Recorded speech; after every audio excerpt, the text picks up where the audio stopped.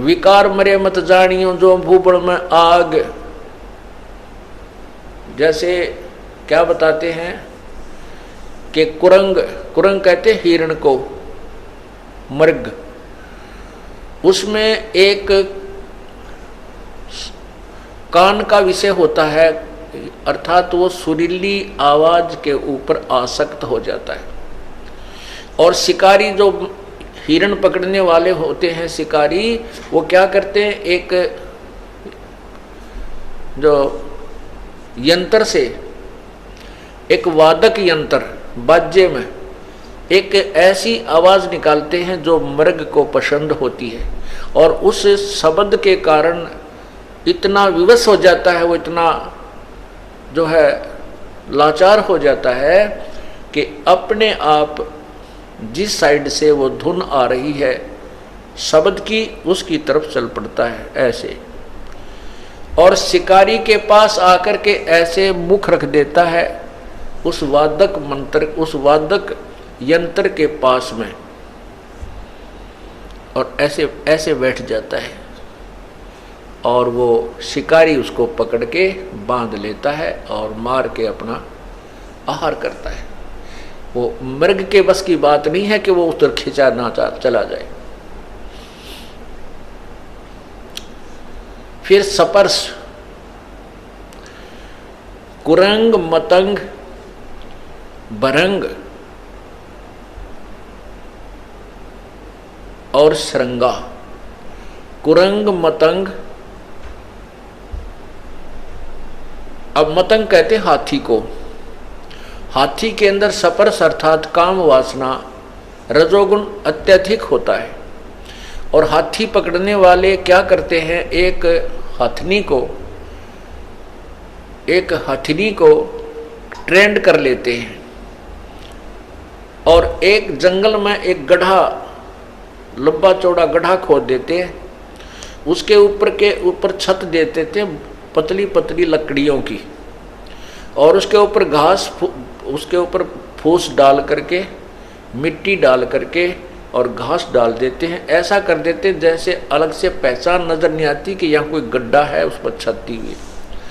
और उस ट्रेंड की हुई उस प्रशिक्षित हथनी को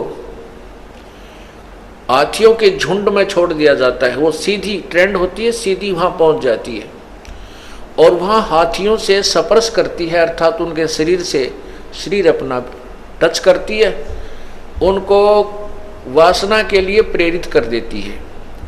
और जब हाथी उसकी तरफ चलते हैं तो वो आगे आगे भाग लेती है। हाथियों के 4, 5, 6, 7, 8 जितने भी होते हैं वो उसके पीछे पीछे चल पड़ते हैं। वो हथनी सीधी उस साइड में आती है जहाँ से वो गई थी अपने पैरों पद चिन्हों के साथ साथ, और वो सीधी आती है, हाथी उसके पीछे भाग रहे होते हैं। वो ट्रेंड होती है कि वो एक बार उस गड्ढे से थोड़ा सा उल्टा होकर के ऐसे घूमती है, फिर दूर से हट के फिर उसी साइड पर भाग लेती है। तो हाथी इधर ना जा करके सीधे ही उसके पीछे उस वासना वसंधे होकर के दौड़ते हैं, और वो गड्ढे में गद्दाए गद 4, 5 कट्ठे फिट हो जाते हैं उसमें, और फिर वो चिंगाड़ मार मार कर रोते हैं गड्ढे में गिर जाने के उपरांत।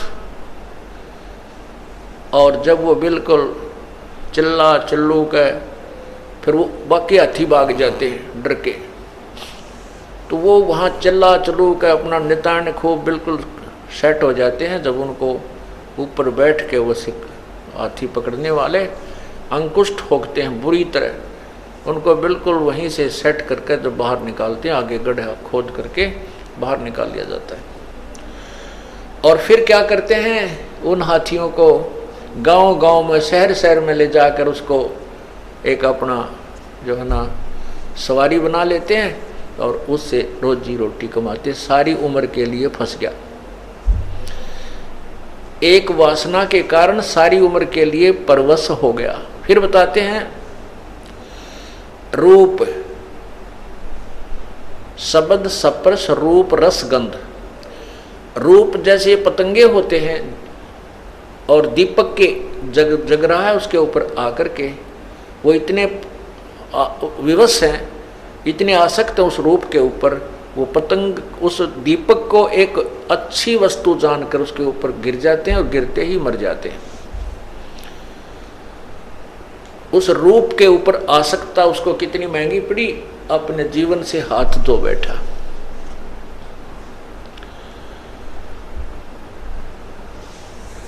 अब रस, जीभ का स्वाद।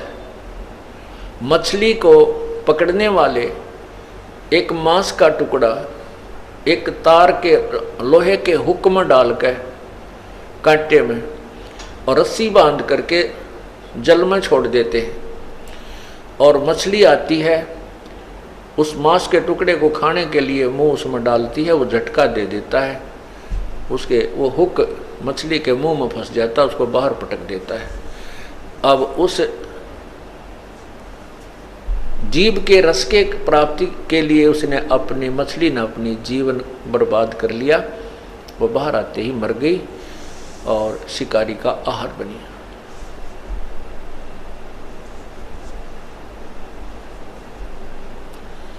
अब गंध, महक, इसके लिए भंवरा विवश होता है, भंवरा, और वो फूल पर बैठ जाता है और शाम के समय वो इतना वो आसक्त होता है कि उस पर उठा नहीं जाता उस सुगंध को छोड़कर, और वो फूल बंद हो जाता है, भंवरा वहीं पर मर जाता है रात्रि में। कहते हैं शब्द सप्रस रूप रस गंध। क्या बताते हैं कि कुरंग मतंग पतंग भरंग और सरंगा है, इंद्री एक अठ्ठ्योतीस अंगा, तुमरे संग पांचों पर कासा। और ये योग युगत की भाई झूठी आशा, ये तुम्हारी बनावटी बातें। तुम्हारे साथ तो ये पांचों विकार इकट्ठे ला रखे और उनमें एक एक विकार के कारण उन प्राणियों की जान चली गई, वो नहीं हट सके, उनको नहीं त्याग सके, वो इतने विवश हैं, और आपके साथ तो काल ने पांचों जोड़ दिए। ये योग युगत की झूठी आशा। कहते हैं विकार मरे मत जानियो जो भूबल में आग।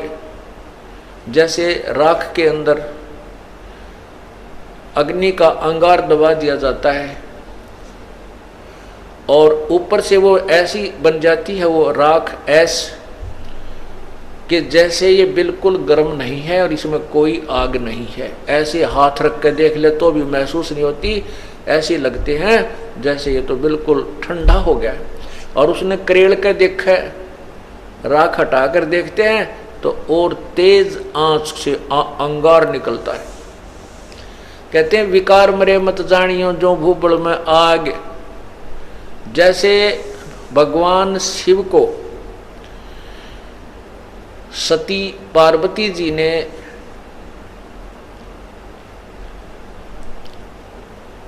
धोखा दे दिया, जैसा कि उन्होंने माना। कैसे कि श्री रामचंद्र जी सीता वियोग में जब सीता का अपहरण हो चुका था तो रामचंद्र जी बहुत बुरी तरह पछाड़ खा खा कर रो रहे थे, डकरा रहे थे, पशुओं से पक्षियों से पूछ रहे थे मेरी सीता देखी, मेरी सीता देखी, कहाँ गई, किसने। तो ऊपर से भगवान शिव और पार्वती बैठे थे। भगवान शिव ने उनको प्रणाम किया, श्री रामचंद्र जी को। पार्वती ने कहा कि आप किसको प्रणाम कर रहे हो, आप तो महादेवों के देव हो। तो उसने कहा कि ये सामने भगवान विष्णु अवतार हैं, ये मेरे बड़े भाई हैं, उनको प्रणाम कर रहा हूँ।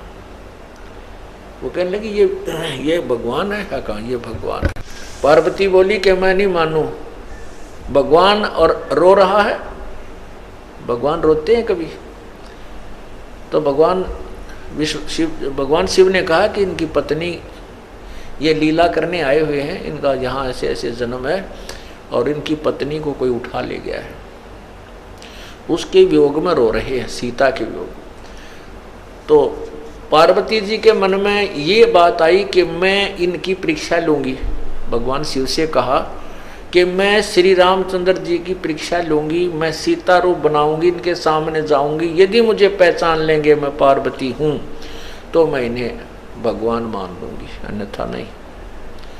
भगवान शिव ने कहा कि यह गलती मत कीजिए, तुम मेरे काम की नहीं रहेगी।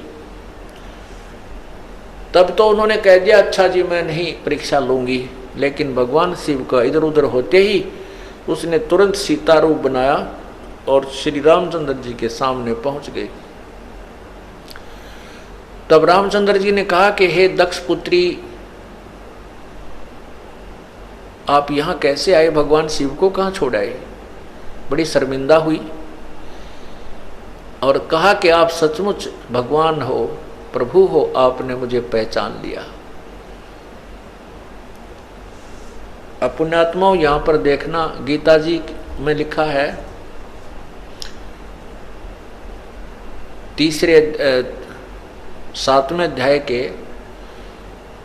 9 से 10 श्लोक में, 9-10 श्लोक में कि मैं विद्वानों का विद्वान और मैं जो है ना बलवानों का बलवान बल और बुद्धिमानों की बुद्धि ये मेरे हाथ में है। जैसे श्री रामचंद्र जी को अपनी पत्नी के विषय में तो पता नहीं, उसको कौन उठा ले गया, और सीता को पहचान लिया ना, उस क्या नाम है पार्वती जी को पहचान लिया कि तू सीता नहीं है, पार्वती है। ये ऐसा ये क्या कहानी है।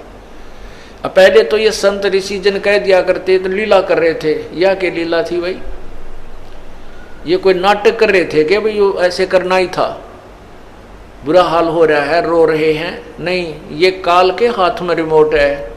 जब चाहे ब्रह्मा विष्णु महेश सभी प्राणियों की बुद्धि को ऑफ कर देता है, जब चाहे ऑन कर देता है। भगवान राम की बुद्धि ऑफ कर रखी थी, और जब पार्वती परीक्षा लेने गई तो उसकी बुद्धि को ऑन कर दिया काल ने, इस ब्रह्म ने, जो ब्रह्मा विष्णु महेश के पिता हैं। और उधर से जब महाभारत के युद्ध में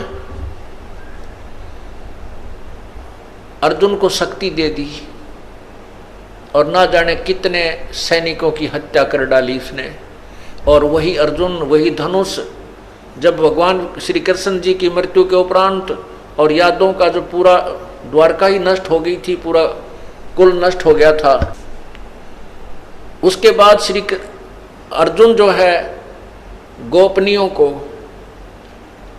और भगवान श्री कृष्ण जी की 16,000 रानियों को लेकर के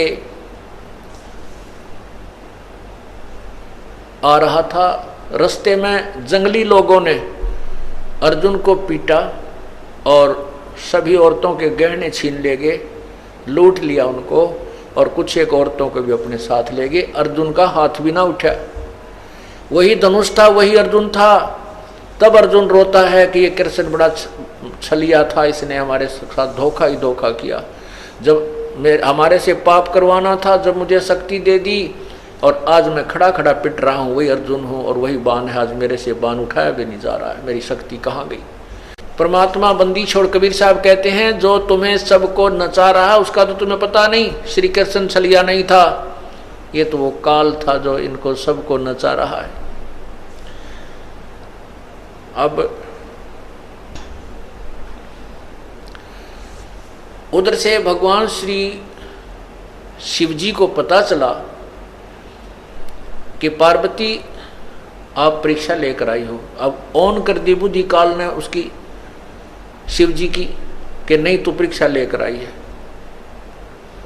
तब वो शर्मिंदा होगी, ने बोली गलती बन गई मेरे से। तो उसने कहा भगवान शिव ने कि आज से तू मेरे लिए पत्नी रूप में स्वीकार्य नहीं है, क्योंकि आपने मेरे बड़े भाई की पत्नी का रूप धारण कर लिया, सीता जी का रूप धारण कर लिया, इसलिए मेरे लिए तू माँ के तुल्य होगी। और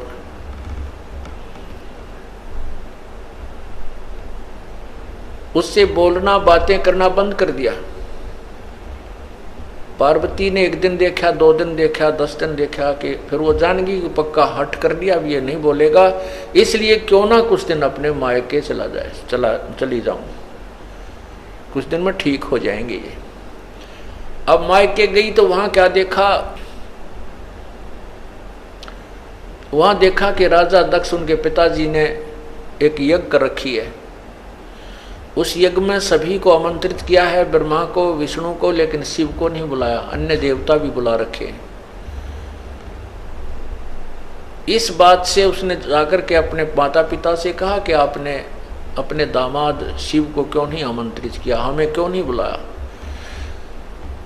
तो राजा दक्ष ने कहा कि तूने हमारी मर्जी के विरुद्ध शादी की थी, आपने मेरी बेइज्जती की थी। एक गले में नाग डाला हुआ व्यक्ति यहाँ आया, मेरी हंसी करवा दी, और तू मेरी जो ना मर्जी के विरुद्ध, मेरी इच्छा के विरुद्ध सब इच्छा से शादी की थी। तो ऐसे व्यक्तियों को कि मुझे जरूरत नहीं, तू आई क्यों, तुझे बुलाया किसने। इससे अक्षुब्ध होकर के उधर से देखा कि श्री भगवान शंकर मेरे से बात नहीं करेंगे। दोनों तरफ से हिसाब ला करके पार्वती ने सोचा कि राजा दक्ष को भी मजा चखाती हूँ, इसकी यज्ञ को नष्ट करवाती हूँ, भ्रष्ट करती हूँ। हवन कुंड, बहुत बड़े बड़े हवन कुंड, उसमें नरी लकड़ी घेर कर ऊपर तो ये सभा सभा करनी है, चारों तरफ बैठ जा करते, राजा की यज्ञ करते थे, डूंडा ठा देते, कौन सा गर्ते डालना था।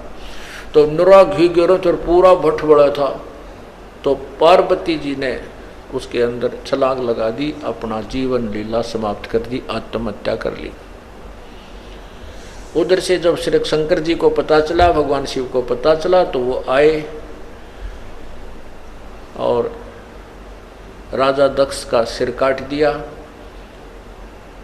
उधर से फिर उसको एक बकरे का सिर लगा दिया। काफ़ी प्रार्थना से लंबी कहानी है। हम जो विषय अपना आज सब्जेक्ट है, हम उसी पर चलते हैं। आज का जो सत्संग का विषय है, उसके बाद क्या होता है कि भगवान श्री शिव जी ने देखा कि पार्वती कहाँ है, कौन से कुंड में गिरी है। तो उन्होंने उसमें गिरते ही तुरंत ही उसको अधजली सी वह जल गई थी, लेकिन कंकाल शेष रह गए थे, उसको बाहर निकाल दिया था। बाहर पड़ी थी वो हड्डियाँ, अस्थियाँ शीघ्र ही बाहर निकाल दिया था, लेकिन वो जल चुकी थी, समाप्त हो गई थी, अस्थि शेष थी। तो भगवान शिव जी ने उस पार्वती जी की, सती जी की उस अस्थियों को पार्वती समझ के, इतना मोह, ओए होए, काम, क्रोध, मोह, लोभ, अहंकार, लोभ, मोह, ये मोह प्रमाण देते हैं मोह कितना प्रबल होता है। भगवान शिव ने उस पार्वती के कंकाल को, हड्डियों को सीने से लगाया ऐसे, और 10,000 वर्ष तक उनको लिए फिरता रहा जंगल में, इधर उधर, उसको पार्वती समझ के। ऐसे पागलों जैसा हाल हो गया भगवान शिव का। तब कहते हैं भगवान विष्णु ने सुदर्शन चक्कर मार के और पार्वती जी के कंकाल के टुकड़े टुकड़े किए कि जब तक ये टुकड़े टुकड़े नष्ट नहीं होगा शरीर, तब तक भगवान शिव का मोह इससे भंग नहीं होगा। तो जहाँ पर आँख गिरी, वहाँ जहाँ आँखों वाले स्थान गिरा हड्डी ही, वो तो नैना देवी बना दिया मंदिर।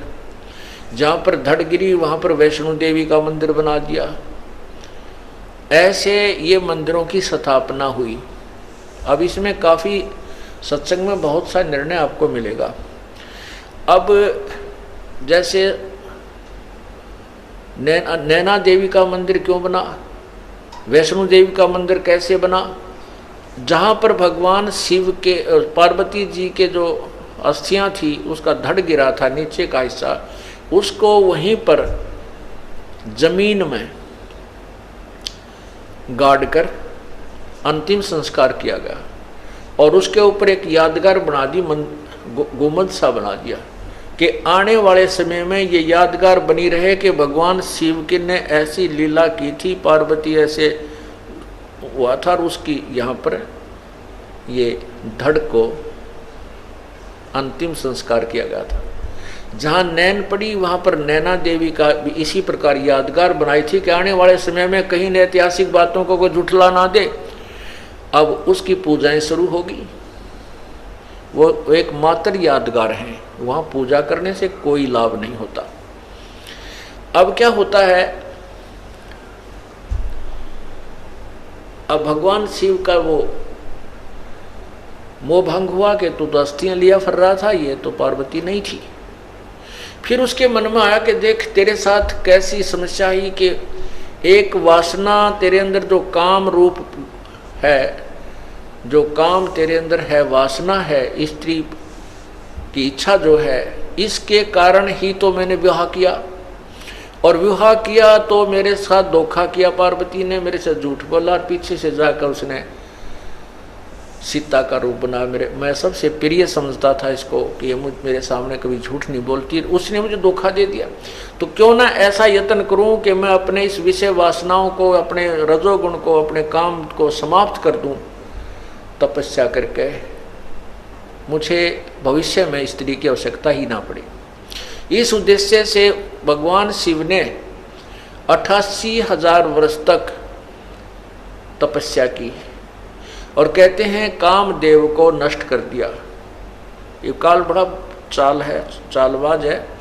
उसने एक भेज दिया अपना ड्रामा करके, उसने कहा मैं कामदेव हूँ, मुझे माफ़ कर दो, माफ़ कर दो। भगवान शिव ने उसको अपने त्रिशूल आदि से दृष्टि से नष्ट कर दिया कि मैं तुझे नष्ट कर देता हूँ। अब भगवान शिव जी ने सोचा ले कट गया रोग, कामदेव न मर गया, अब तू निश्चिंत हुआ।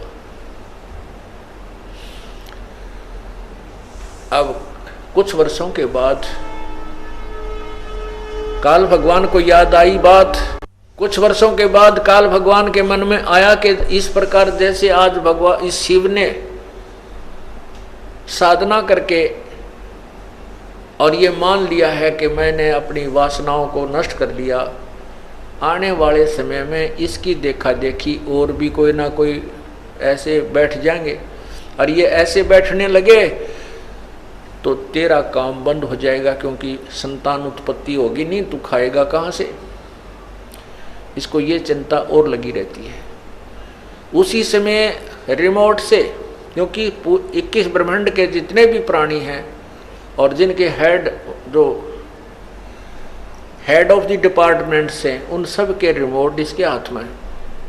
तो इसने उसी समय अपने प्रेरणा से शंकर भगवान के मन में ये प्रेरणा पैदा कर दी कि कहते हैं जब सागर मंथन हुआ था तीसरी बार, उसमें एक अमृत का कलश निकला था, एक मदिरा का कलश निकला था। राक्षसों ने अमृत का कलश ले लिया था और भगवान विष्णु ने एक मोहनी, एक स्त्री का, सुंदर स्त्री का रूप बना करके और राक्षसों को अपनी तरफ आकर्षित करके, धोखा दे करके वो कलश बदल दिया था। शराब का तो उनको दे दिया था, अमृत का उठा लाई थी।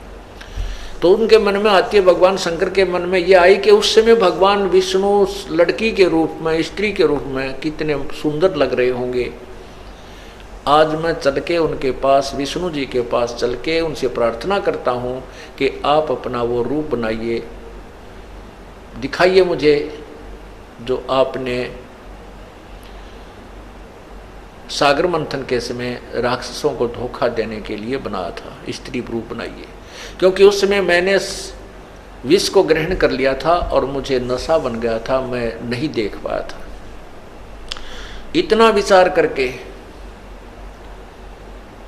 भगवान शंकर जी विष्णु जी के द्वार पर जाकर बैठ गए। आओ भगत हुई, प्रणाम हुआ, पूछा कैसे आना हुआ महादेव। तब भगवान शिव ने कहा कि भगवान आज मैं आपके पास एक विशेष कार्य से आया हूँ। मैंने सुना है कि आपने जब राक्षसों से वो अमृत का कलश छीना, वापस लिया और मदिरा का उनको दिया, तो आपने स्त्री रूप बनाया था और मैं उसको देख नहीं सका क्योंकि मैंने वो विष ग्रहण कर लिया था। आज मैं आपका वो रूप देखना चाहता हूँ, मुझे एक बार वो स्त्री रूप बनाकर दिखाइए। अब भगवान विष्णु जी कहने लगे भोलेनाथ, वो तो कोई मजबूरी थी, कोई समय था, अब बता मुझे शर्म नहीं आओगी मैं लड़की बन के खड़ा हूँ तेरे सामने। भगवान शिव जी कहने लगे मैं बैठ गया आपके द्वार पर और जब तक मुझे रूप नहीं दिखाओगे मैं नहीं जाऊं। भगवान विष्णु को पता था कि ये भगवान तो भाई 88,000 वर्ष तक तप करके आए और यहाँ बैठ गया, ये उठे कोई ना मन माने 10,000 वर्ष तक, तो इससे भी पीछा छुटवाना आवश्यक है। ऐसे ही बात बूत करके मजाक मजूक करके और अपने महल की तरफ चले गए। भगवान बैठो भोलेनाथ अभी आता हूँ मैं। तो वहाँ से अंतर्ध्यान होकर के भगवान शिव अकेले बैठे थे बाहर बरंडे में, और सामने बहुत सुंदर बाग था, वन था।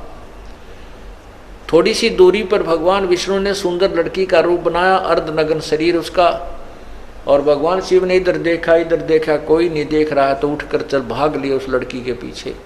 और भगवान शिव जी और विष्णु जी जो स्त्री रूप में था वो थोड़ा सा और माड़ी सी स्पीड पकड़ के आगे को चलने लगे।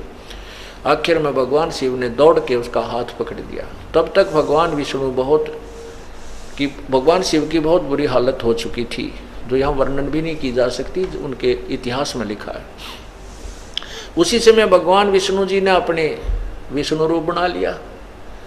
जब उनके मुंह की तरफ देखकर उनका देख कर ये सती थी, तो भगवान विष्णु ने कहा कि ऐसे मूर्ख बनाया था जैसे आपको बना दिया, राक्षसों को मैंने ऐसे मूर्ख बनाया था। अब यहां परमात्मा क्या कहना चाहते हैं बंदी छोड़ कबीर साहब जी?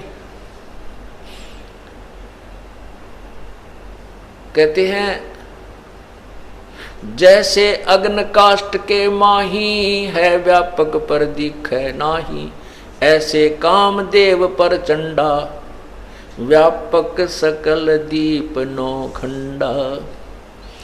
जैसे लकड़ी में आग है लेकिन दिखाई नहीं देती, और जब ही इसको तिल्ली लगाई जाएगी तो ये अग्नि रूप धारण कर लेगी।